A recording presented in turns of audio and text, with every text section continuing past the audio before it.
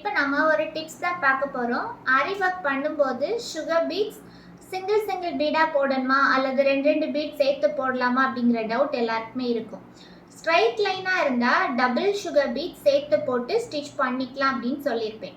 But ஆனால் அந்த double பீடாக போடும்போது எந்த மாதிரியான பிளேஸ்க்கு நீங்கள் யூஸ் பண்ணலாம் அப்படின்னா, இந்த மாதிரி ஸ்லீவோட பார்டரில் சுகர் பீட் ஸ்ட்ரைட்டாக வரும்போது இந்த லைன் ஃபர்ஸ்ட் லேயர் நம்ம பீட் கொடுத்துருக்குறோம்ல, இதுக்கு நம்ம டபுள் பீட்ஸ் யூஸ் பண்ணிக்கலாம்.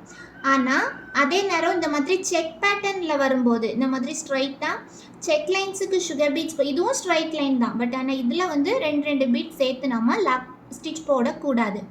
எதனால் அப்படின்னு பார்த்தீங்கன்னா, இதில் பார்த்தா உங்களுக்கு தெரியும், இது டபுள் பீட் யூஸ் பண்ணி பண்ணினது தான். பட் ஆனால் பாருங்கள், இங்கே நமக்கு பேலன்ஸுக்கு பக்கத்தில் அடுத்த லேயராக அகெயின் பீட் கண்டினியூ ஆகுது. பட் ஆனால் இங்கே சப்போர்ட்டுக்கு எந்த அடுத்த லேயருமே வரல.